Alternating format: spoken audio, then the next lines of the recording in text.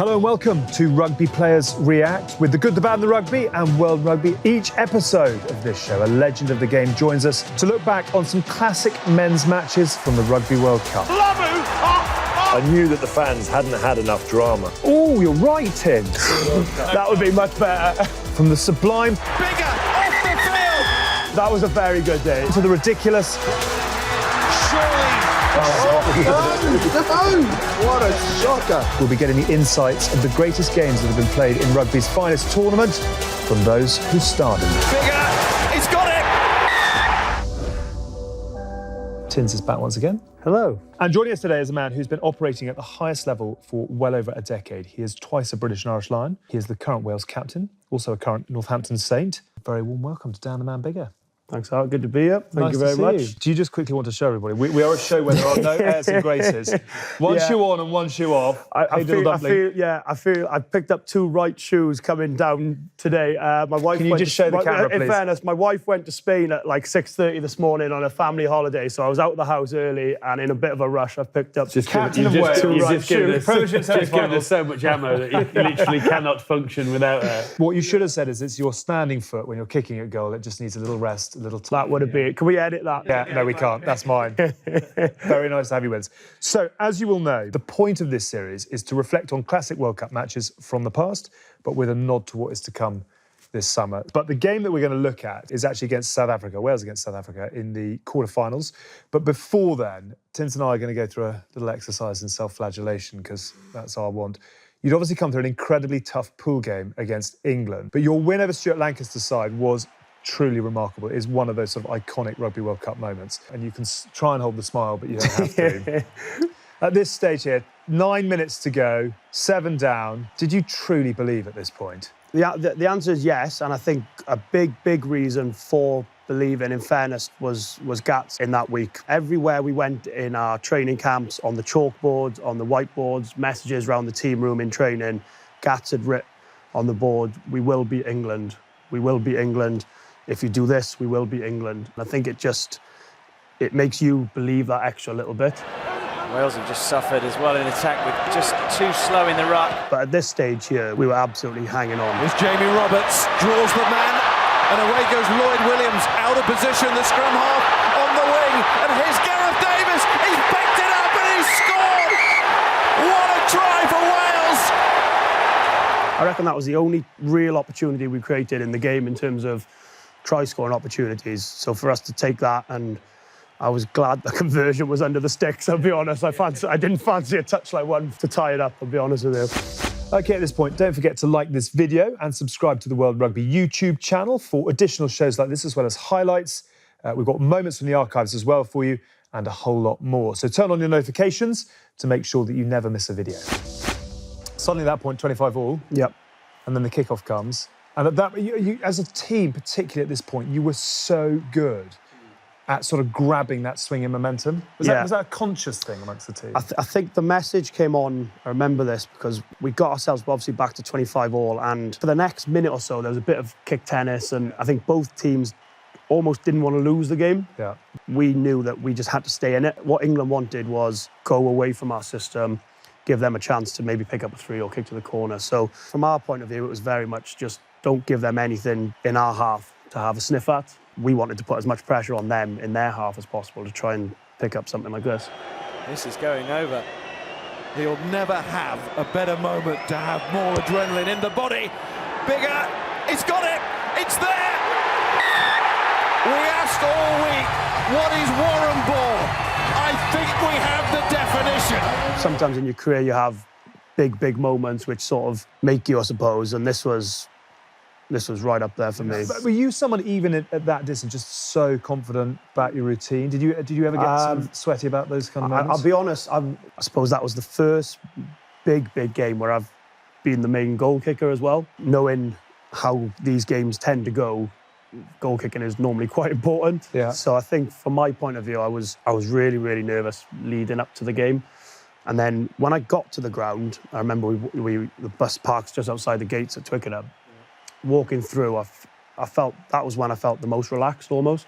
Sort of felt like, yeah, this is sort of what I've wanted, and feel like this is kind of my stage, I suppose. What I love is how hard you're trying to suppress the smile. There are good days. Yeah, You that have was to a very relive good those, day. don't you? Yeah, that was one of the best. Yeah. Shall we have a look at the best moment of all then? Because I think what would have been 75,000 Englishmen were pretty pissed off with you at this point.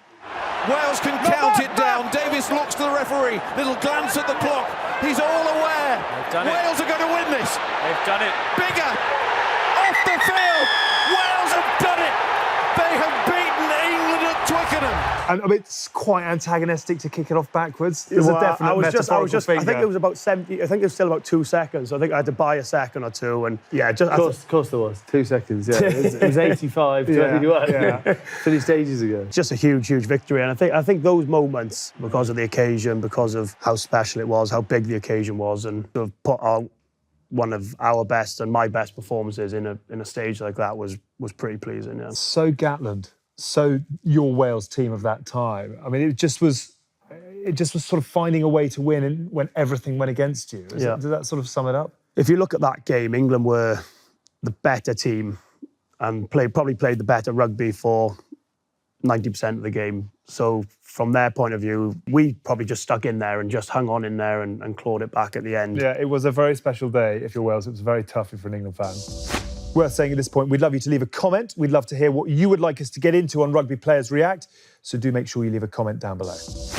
So after beating England, Wales were edged out by the eventual finalists, Australia, and that left Wales with a tricky route to the final. So there was a quarter-final against South Africa at Twickenham for them to look forward to, which would be followed by a potential semi-final against New Zealand. But there was plenty of confidence in the Welsh camp coming into this one. Despite only 2 wins in 30 against the Boks, this was a South African team, led by Henneke Meyer, that had been described as stagnant in the build-up to the tournament.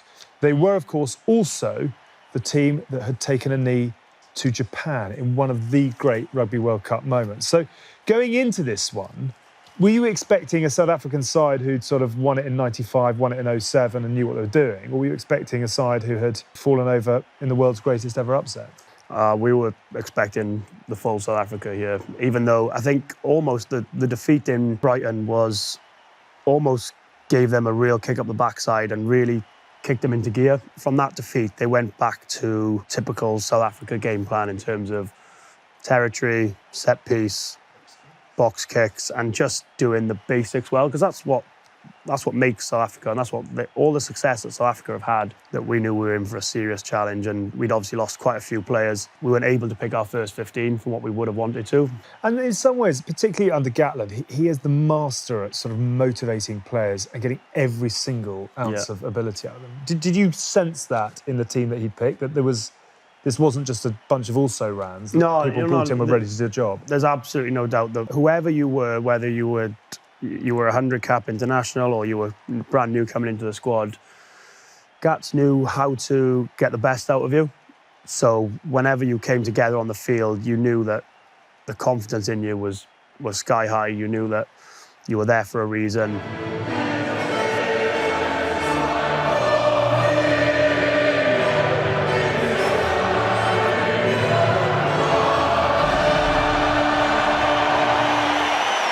Amazing, actually, watching that South African lineup, how many of them went on to win it in 2019.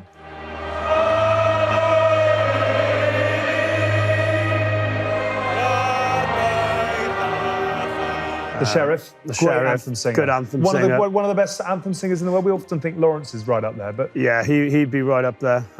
Not quite sure how much is for the camera, but he's No different for Lawrence. It was really actually quite strange going to Twickenham and not playing England as well. yeah. I remember being in the lineup thinking, we're in a World Cup quarter-final here, you know, this is slightly different and a little bit above and beyond, really, and I remember thinking this is pretty special to be a part of.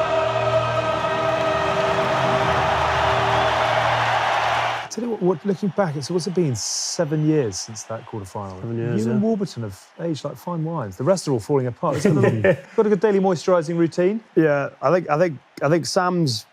He's got out of the game, that's why he's looking well. Sam's got out of the game and played very little in between autumn internationals and Six Nations. And your Lions tour. I'll take that, thank you. So, In his gym, showing all the reps that he does.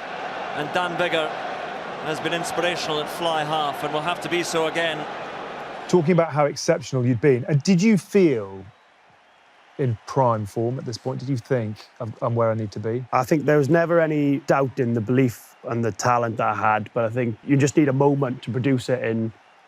And I think the England game was that moment for me, and I felt like, especially with a lot of senior guys being out injured or not available, that was really my sort of time. I was actually out of contract the following year here, and I remember I spoke to my agent the week before, and he was actually speaking to a couple of French clubs. He was saying, "Oh, good performance here, and it'd be a good chance to drive it up a little bit." Yeah. So Amazing what motivates you in the professional era. So I was thinking, sort of, a good performance obviously will be good individually, but also for the team as well. So it was quite funny actually. That. Thank you. And South Africa, with their first attack of the game, take rich reward and 3 points. So South Africa break the deadlock. Andre Pollard, young Andre Pollard. Did you know a lot about him going into it? Yeah, quite early in his career. Did. A little bit. We knew that they'd beaten the All Blacks in South Africa, and he played really well. He had me. And a lot of the clips we saw of him in the week was how much of a running threat he was. He's almost like a 12 playing 10 a little bit, you know. Kicked really well, in particular in the first half.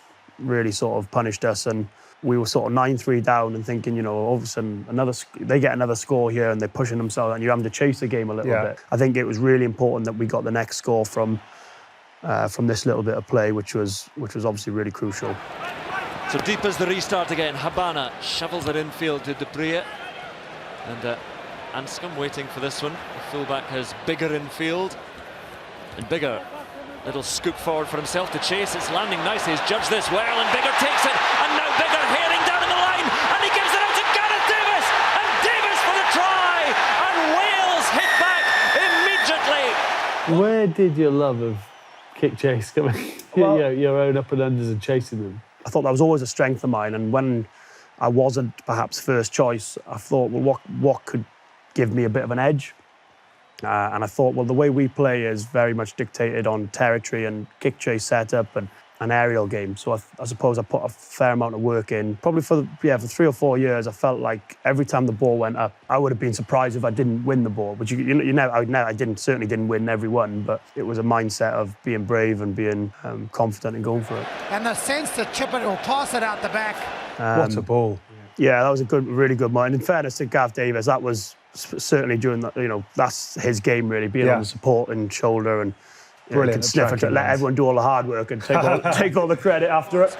I've just said it's so important to not concede, and having scored, South Africa have conceded. And Biggar's got his little shuffle going as he prepares to convert.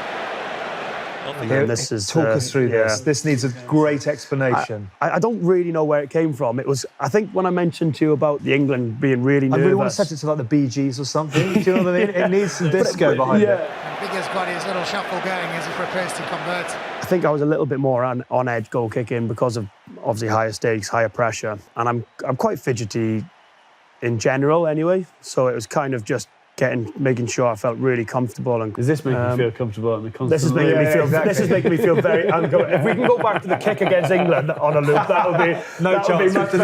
We've deleted that one. That's long gone.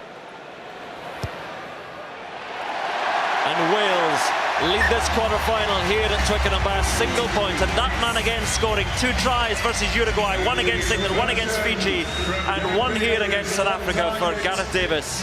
Gareth Davis tried your conversion, and then you hit the lead at half-time. And I remember the cheer, actually, as you went, because this is just before the break, isn't it? I remember the cheer as you went off. Back it comes now for Biggar, strikes it sweetly, and Dan Biggar is celebrating, and the arm of Wayne Barnes goes up. And the plan was just maybe 1 hit, 2 hits, and just set ourselves up for a drop goal to try and edge ahead. Sean Edwards said to me, he said, a couple of big games throughout my career, he said, just keep thinking about a drop goal in this one, could make all the difference. And this has just sealed up what has been a very good first half indeed for the men in red. Couldn't have hit it any better, really. Really hit it quite well. And I think that was quite a big moment for us going in leading. Yeah. Because if I've missed a kick before going in at half-time, I haven't got as much to say for myself at half-time. Yeah. Whereas if you've landed a really good kick or a drop goal, you can you've got a bit more license to get stuck into players or have your 2 pennies worth sort of thing. So, do you remember the change room at half-time? Change room was really positive, actually. It was positive, but it was calm. I think we expected the game to go exactly like that. We didn't expect it we didn't expect one team to run away either way with it. I remember looking around and just thinking how calm the whole changing room was. Yeah. For a game which was, right in the balance as well. So I think it just summed that coaching group up. Yeah. Absolute clarity, confidence in them. They had confidence in us. We always felt like we were going to be in with a chance of winning this game after that half-time and get back out for the second half. Right, well, speaking of epic tours to South Africa, it is 1 year since Dan and the British and Irish Lions toured the Rainbow Nation. And this summer, the Lions and World Rugby are giving you the chance to win a signed shirt from the entire touring party of that Lions side in 2021. And to be in with a chance of winning it, head over to world.rugby now. We've got a link for you in the description. Do read the terms and conditions carefully, and we would like to say a massive thank you to our friends at British and Irish Lions for supplying this fantastic prize. Go get involved. Let's get back into it. So there is an astonishing stat which shows just how far Wales had to go to hang into this game. After 51 minutes, they'd made 112 tackles in the game, which is, can you put into context the workload that is? Yeah, we struggled after half-time as well. We didn't quite come out of the blocks. We thought that if we just play territory, things would happen. Look, we didn't shut up shop, but I think we thought, right, let's just work South Africa, make them break a little bit, and it sort of just kept inviting them back a little bit at us. And all of a sudden then we were just clinging on and clinging on and clinging on. And they're great at multi-phase rugby in terms of continuous big guy around the corner, big guy around the corner, and they just keep coming, don't they? They play off 9 so much, and that's, for a lot of teams, the ratio between playing off 9 and 10 is a bit more even, whereas when you play against South Africa, you know that you're going to have to defend for lots and lots of phases, which is why when you play South Africa, you know that you're going to have to make a lot of tackles because they're coming off 9 all the time, as opposed to making you sort of think too much about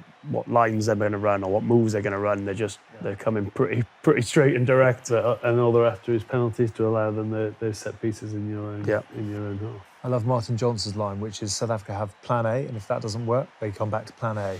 So you obviously knocked over another penalty.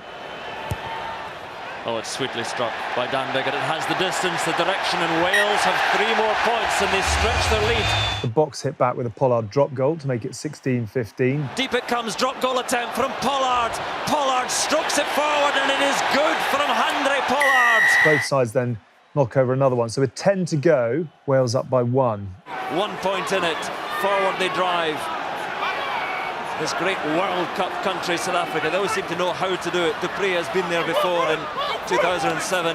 What we're watching here is exactly what South Africa do, and even more so when you're only a point up and they're in your half, it's very difficult to put pressure on the ball. And there is Willem Alberts. Really do have some big creatures on the side now, South Africa. It's very difficult to take an extra... They're comfortable. You're not really going to focus on it. They know that you're not going to go particularly hard at the breakdown. Then you're probably not going to be right on the limits of your offside lines. You can't pressure the ball, which allows the ball to be on a plate, and it allows them just to have exactly what they're doing. You know, phase after phase, phase after carry phase after carry. And South Africa moving forward, 7th phase. What can you do at this point? It's just for this, we always used to speak about you always need, in a set like this, you need 1 or 2 tackles, a sort of momentum swing. Yeah. A dominant hit that slows the speed of the ball. Unless you get knocked there. Got on the wrong side of, I think that was it Surfontaine, I think? Yeah, Jan Surfontaine. How this Welsh defence still stands, and it has to again, 11 phases. Yanni du Plessis. And Wales cry and cheer again as they strip it once more.